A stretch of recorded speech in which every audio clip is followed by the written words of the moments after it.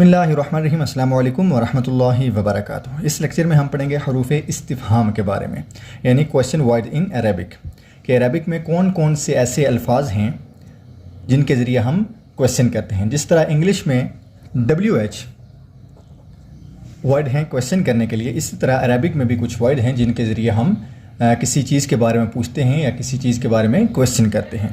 कलमात इस्तिफ़हाम, सबसे पहले हम इसकी तारीफ़ देखते हैं कि कलमात इस्तिफ़हाम कहते किसे हैं, हरूफ इस्तिफ़हाम किस चीज़ को कहते हैं। इस्तिफ़हाम के लग़वी माना सवाल करना, पूछना है, जबकि इस्तिलाह में कलमात इस्तिफ़हाम से मुराद वो कलमात हैं जिनके ज़रिए किसी चीज़ के बारे में सवाल किया जाए, यानी किसी चीज़ के मुतल्लिक़ पूछा जाए, क्वेश्चन किया जाए। यानी ऐसे अल्फाज जिनके ज़रिए किसी चीज़ के मुतल्लिक़ सवाल किया जाए, किसी चीज़ के मुतल्लिक़ क्वेश्चन किया जाए, उसको इस्तिफ़हाम कहते हैं। कलमात इस्तिफ़हाम की अक़साम, कलमात इस्तिफ़हाम की मदरजा ज़ैल दो अक़साम हैं, हरूफ इस्तिफ़हाम और अस्माए इस्तिफ़हाम।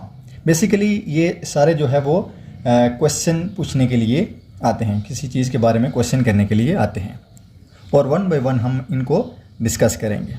हरूफ इस्तिफ़हाम, हरूफ इस्तिफ़हाम दो हैं, हल और हमज़ा। ये दो जो है वो हरूफ इस्तिफ़हाम हैं, बाकी जो हैं वो सारे के सारे अस्माए इस्तिफ़हाम हैं। यानी बेसिकली ये सारे क्वेश्चन पूछने के लिए इस्तेमाल होते हैं, यानी किसी चीज़ के बारे में हम क्वेश्चन करते हैं। अस्माए इस्तिफ़हाम, मदरज़ैल 10 अस्माए इस्तिफ़हाम हैं। नंबर 1 मा, नंबर 2 मन, नंबर 3 कैफ़ा, नंबर 4 मता, नंबर 5 अय्याना, नंबर 6 कम, नंबर 7 अय्युन, और नंबर 8 अय्यतुन, और नंबर 9 आइना, और नंबर 10 अन्ना। बेसिकली ये सारे जो है वो क्वेश्चन पूछने के लिए आते हैं। इंशाल्लाह वन बाय वन हम इन सब को जो है वो डिस्कस करेंगे, डिटेल से पढ़ेंगे। सबसे पहले हम हल और हमज़ा को पढ़ेंगे और उसके बाद अस्माए इस्तिफ़हाम जो बाकी 10 हैं उनको भी डिस्कस करेंगे। हमज़ा, हमज़ा इस्तिफ़हाम के लिए आता है, यानी क्वेश्चन करने के लिए आता है। मसलन अअंत तालिबुन, क्या आप तालिब इल्म हो। और इसकी सेकंड एग्जांपल है अअकलत तआमा, क्या आपने खाना खाया। अज़ैदुन जाअ, क्या ज़ैद आया। अतज़हबु इलल मस्जिदी, क्या आप मस्जिद जाते हैं। नेक्स्ट है अतहिब्बुल लुग़तुल अरबिय्या, क्या आपको अरबी ज़बान पसंद है।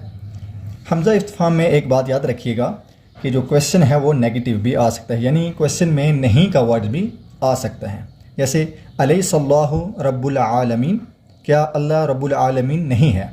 लेकिन इस क्वेश्चन में देखिए नहीं का वर्ड जो है वो यूज़ हुआ है, बल्कि नहीं का वर्ड जो है वो यूज़ हुआ है।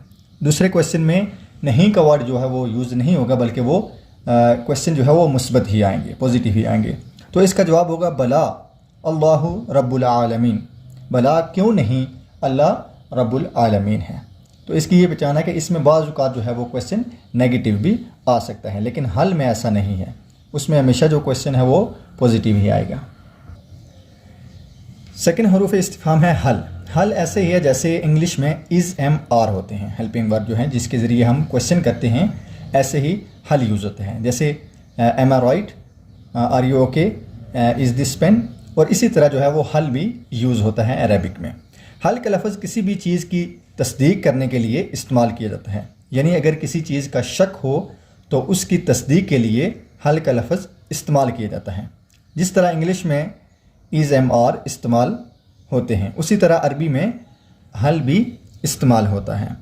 हल के जवाब में हमेशा हाँ या ना बोलना होता है, यानी हल का जो भी क्वेश्चन होगा जिसके शुरू में हल लगा होगा, उसका अगर हम उसका जो आंसर है वो अगर हम नाम या ला में दे देते हैं तो भी आंसर ठीक होगा। अगर मुस्बत क्वेश्चन होगा तो हम नाम में जवाब देंगे, और अगर नेगेटिव क्वेश्चन होगा यानी मनफी क्वेश्चन होगा तो ला में जवाब देंगे। तो और हल जो है वो किसी भी चीज़ की तस्दीक के लिए पूछा जाता है। हल का लफ्ज़ किसी भी चीज़ की तस्दीक के लिए पूछा जाता है, यानी हमें उस चीज़ के बारे में थोड़ा बहुत इल्म होता है, लेकिन हम तस्दीक करना चाहते हैं कि वाकई वो चीज़ सही है या नहीं है, तो उसके लिए हल यूज़ होता है। जैसे इंग्लिश में इज़ एम आर यूज़ होता है, वैसे ही अरबिक में हल यूज़ होता है, और इसका जो है वो सिंपल आंसर होता है नाम या ला में। जैसे हल हाजा किताबुन, क्या यह किताब है। तो अगर हम हाँ कहते हैं, यस कहते हैं, तो सिर्फ इसकी हल की जगह हम नाम लगा देंगे तो हमारा क्वेश्चन जो है वो आंसर जो है वो ठीक हो जाएगा। जैसे हल हाजा किताबुन, नाम हाजा किताबुन। सेकंड इसकी एग्जांपल है हल हाजा कुर्सीयुन, क्या ये कुर्सी है? तो अगर हम यस कहते हैं तो इसकी जगह हल की जगह नाम लगा देंगे, और अगर हम नो कहते हैं तो हल की जगह ला लगा देंगे। नाम हाजा कुर्सीयुन और ला हाजा कुर्सीयुन। हल हाजा वरकुन, क्या ये कागज़ है? तो इसका जवाब होगा नाम हाजा वरकुन, और अगर नहीं है तो ला हाजा वरकुन। और हल जो है वो तस्दीक के लिए इस्तेमाल होता है। और ये बात याद रखिएगा कि हल के ज़रिए जो भी क्वेश्चन किया जाएगा वो पॉजिटिव होगा, यानी उस क्वेश्चन के अंदर नहीं का वर्ड जो है वो नहीं इस्तेमाल होगा, बल्कि जो क्वेश्चन आएगा वो पॉजिटिव ही होगा। जबकि हमज़ा में ऐसा नहीं है, उसमें क्वेश्चन के अंदर नहीं का वर्ड यूज़ हो सकता है। अब हम बाकी जो कलमात इस्तिफ़हाम हैं उनको हम वन बाय वन डिस्कस करेंगे। स्क्रीन पर नज़र आने वाले वर्ड कलमात इस्तिफ़हाम हैं। जिस तरह इंग्लिश में WH जो वर्ड हैं वो क्वेश्चन पूछने के लिए इस्तेमाल होते हैं, इसी तरह अरेबिक में ये वाले वर्ड जो हैं ये भी क्वेश्चन पूछने के लिए इस्तेमाल होते हैं।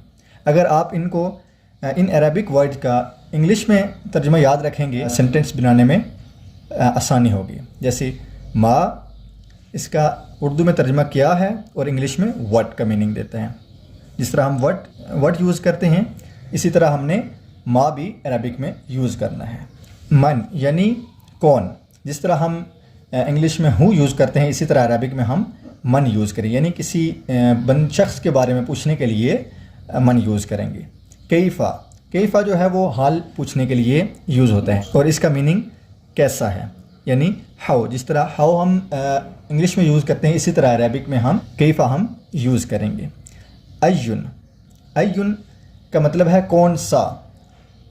इंग्लिश में जिस तरह हम विच यूज़ करते हैं, इसी तरह हमने अरबिक में अय्युन यूज़ करना है। मता, ये ज़माने के बारे में पूछने के लिए, यानी वक्त के बारे में पूछने के लिए होता है, इसका मतलब है कब। और इंग्लिश में जिस तरह हम व्हेन यूज़ करते हैं, इसी तरह हमने मता को अरबिक में यूज़ करना है। और इसके बाद है कम कितना, हाउ मच। जिस तरह हम हाउ मच यूज़ करते हैं इंग्लिश में, इसी तरह हमने अरबिक में कम को यूज़ करना है। आईना का मतलब है कहाँ, वेयर। जिस तरह हम वेयर का वर्ड इंग्लिश में यूज़ करते हैं किसी चीज़ का क्वेश्चन पूछने के लिए, तो इसी तरह हमने आईना जो है वो अरबिक में यूज़ करना है। और अन्ना का मतलब होता है कहाँ से या किस तरह, फ्रॉम वेयर। अय्यतुन का मतलब है कौन सी, विच। और लास्ट वन है अय्याना, व्हेन, यानी कब। मता और अय्याना दोनों सेम ही हैं, इसका थोड़ा सा डिफरेंस है, दोनों का मीनिंग व्हेन है। लेकिन मता जब ये मुस्तकबिल करीब के लिए यूज़ होता है, या हाल में जो क्वेश्चन पूछा जाता है उसके लिए होता है। और अय्याना जो है वो मुस्तकबिल बाईद, यानी मुस्तकबिल में कहीं दूर काम होने वाला है, तो उसके बारे में क्वेश्चन किया जाता है अय्याना। ये बाद में हम डिटेल से डिस्कस करेंगे। मा यानी व्हाट गैर ज़वील अक़ुल के लिए आता है, जैसे उन चीज़ों के बारे में आता है जिनका हमें बिल्कुल भी आइडिया नहीं होता, जिनका हमें बिल्कुल भी पता नहीं होता, उन पे शक नहीं होता हमें, या बिल्कुल एक किस्म का ये समझ लें कि बिल्कुल भी उन चीज़ों के बारे में हम जानते ही नहीं होते। उन चीज़ों के बारे में वट का लफ्ज़ यूज़ करते हैं, या अरबिक में मा का लफ्ज़ यूज़ करते हैं। जैसे मा बियदी का, तेरे हाथ में क्या है। अगर उस चीज़ को हम नहीं जानते या नहीं आइडिया उस चीज़ के बारे में, तो हम जो है वो मा यूज़ करेंगे। ठीक है। जिस तरह मा इस्मु का, तुम्हारा नाम क्या है। अगर उस बंदे से हम पहले मिले हुए, हमारे जहन में कोई शक है कि उसका नाम फ़लाँ नाम होगा, तो फिर हम हल यूज़ करेंगे और उसकी तस्दीक करने के लिए। हल इस्मु का खालिदुन, अगर हमें शक होगा कि उसका नाम खालिद है, तो फिर हम उसकी तस्दीक करने के लिए हल यूज़ करेंगे। अगर हमें पहली दफ़ा किसी बंदे से मिल रहे हैं, उसका हमें नाम ही नहीं पता, आइडिया ही नहीं है कुछ, तो फिर हम कहेंगे मा इस्मु का, यानी तुम्हारा नाम क्या है। मा हाजा या मा हाजिही, ये क्या है। किसी चीज़ के बारे में कोई आइडिया नहीं है हमें, तो फिर हम मा यूज़ करेंगे। जैसे मा ज़ालिका, वो क्या है। अगर तो किसी चीज़ के बारे में हम जानते हैं, जिसके बारे में हम क्वेश्चन कर रहे हैं, तो फिर उसकी तस्दीक के लिए हल यूज़ करेंगे। अदरवाइज़ जो है वो मा यूज़ करेंगे। अगर उस चीज़ का कोई आइडिया नहीं है या उसको हम पहली बार देख रहे हैं या उसको नहीं जानते तो फिर रेटिफाई करने के लिए मा यूज़ करेंगे, यानी वट का लफ्ज़ जो है वो यूज़ करेंगे और अरबिक में मा यूज़ करेंगे। जैसे मा बियदी का, तेरे हाथ में क्या है। सेकंड कलमात इस्तिफ़हाम है मन, हु। ये इंफॉर्मेशन के लिए आता है, किसी भी चीज़ की इंफॉर्मेशन गेन करने के लिए आते हैं। ज़वियल अक़ूल के लिए आता है, जैसे मन अबू का, तुम्हारा बाप कौन है। मन अखू का, तुम्हारा भाई कौन है। मन अंता, तू कौन है। और इसका जो सिंपल तरीका है याद रखने का वो इस तरह है कि इंग्लिश में जिन वर्ड के साथ हु आता है, इस तरह हम कोई क्वेश्चन बनाते हुए हु का यूज़ करते हैं, उसी तरह अरबिक में उसका क्वेश्चन बनाते हुए हम मन का यूज़ कर लेंगे। मन खलक़स समा वल अर्दा, मन कौन है जिसने आसमान और ज़मीन को पैदा किया। और एक और जगह पे कुरान मजीद में है, मन ज़ल्लज़ी युक़रिदुल्लाह कर्दन हसना, कि कौन है जो अल्लाह रब्बुल इज़्ज़त को कर्ज़ हसना देगा। अगेन मैं बता देता हूँ, मन यानी हु, ये इंफॉर्मेशन गेन करने के लिए आता है। कैफ़ा यानी हाउ, किसी का हाल पूछने के लिए, किसी की हालत के मतलब सवाल करने के लिए आता है। जैसे कैफ़ा अंता, तू कैसा है, हाउ आर यू। और इसी तरह कैफ़ा हालुका, तुम्हारा क्या हाल है, हाउ आर यू। यानी अरबिक में आप जब भी किसी से उसका हाल पूछेंगे तो कैफ़ा का यूज़ होगा। और जो बहुत ही कॉमन सेंटेंस है वो कैफ़ा हालुका यानी तुम्हारा क्या हाल है। नेक्स्ट है मता अय्याना, ये दोनों वक्त के तयन के लिए सवाल करते वक्त इस्तेमाल होते हैं, यानी ये टाइम के मतलब सवाल करने के लिए यूज़ होते हैं। जैसे मता जिता, तू कब आया, व्हेन डिड यू कम। और मता तज़हबु, तू कब जाएगा, व्हेन विल यू गो। और मता यरजिउ अबूका, when will your father return. और इसी तरह अय्याना, अय्याना भी टाइम के मतलब क्वेश्चन करने के लिए यूज़ होता है, लेकिन इसमें थोड़ा सा डिफरेंस है। मता जो है वो मुस्तकबिल करीब के लिए आता है, जो काम करीब में हुआ है या मुस्तकबिल करीब में होने वाला है उसके मतलब क्वेश्चन करने के लिए मता यूज़ होता है। और अय्याना जो है ये मुस्तकबिल बाईद के लिए, यानी मुस्तकबिल में कोई काम होने वाला है लेकिन बहुत दूर है तो उसके लिए अय्याना यूज़ होगा। जैसे अय्याना यौमुद्दीन, यौम जज़ा कब होगा, यानी यौम जज़ा होगा लेकिन वो मुस्तकबिल बाईद में है। और इसकी दूसरी एग्जांपल है अय्याना यौमुल क़ियामा, यानी क़यामत का दिन कब होगा या क़यामत कब आएगी। ये तो हमारा ईमान है कि क़यामत एक दिन आएगी, लेकिन ये है कि वो मुस्तकबिल बाईद में है, फ्यूचर में है लेकिन बहुत ही दूर है।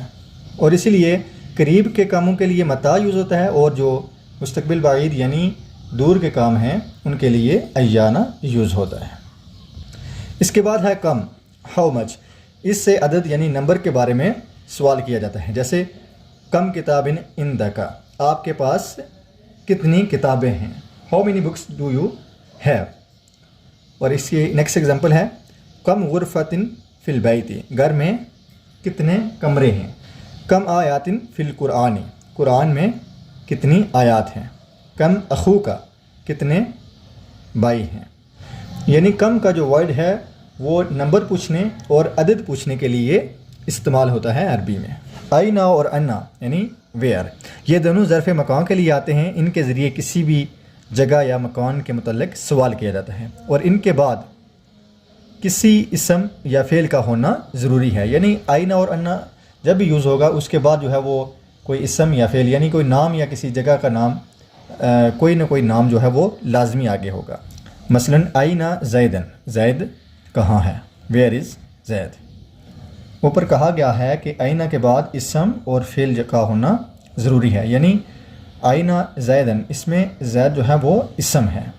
आइना कलमी, यानी मेरा कलम कहाँ है, इसमें जो कलम है ये इसम है। तो आइना के बाद हमेशा जो है वो इसम या फ़ेल यूज़ होता है। आइना अखू का, तुम्हारा भाई कहाँ है।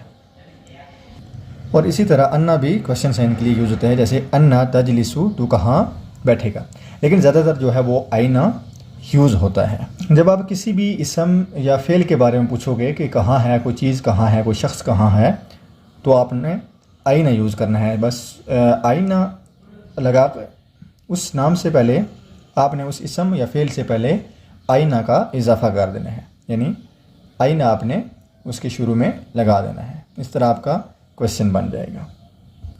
ओके, लास्ट टू कलमात इस्तिफ़ाम अय्युन अय्यतुन, यानी विच इज़। ये ज़वियल अक़ूल और गैर ज़वियल अक़ूल दोनों के लिए इस्तेमाल होते हैं। आपको किसी चीज़ का इल्म है या नहीं है, तो ये दोनों चीज़ों के लिए इस्तेमाल होता है जब उसके मतलब आप क्वेश्चन करेंगे। जैसे अय्युल बिलादी अहसनु, कौन सा शहर ज़्यादा अच्छा है।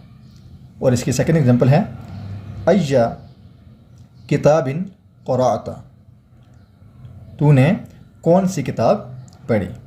और थर्ड इसकी एग्जांपल है अय्यु रजुलिन सादिकुल वादी, यानी कौन आदमी वादे का सच्चा है। ये कलमात इस्तिफ़ाम जो है वो बहुत ही कम यूज़ होते हैं। उम्मीद है आपको क्वेश्चन साइंस और हरूफ इस्तिफ़ाम की समझ आ गई होगी। अगर आपको वीडियो अच्छी लगी हो तो वीडियो को लाइक, शेयर और चैनल को सब्सक्राइब करना हरगिज़ मत भूलिएगा। और अगर आपको इसके मतलब कोई क्वेश्चन हो तो आप कमेंट बॉक्स में पूछ सकते हैं।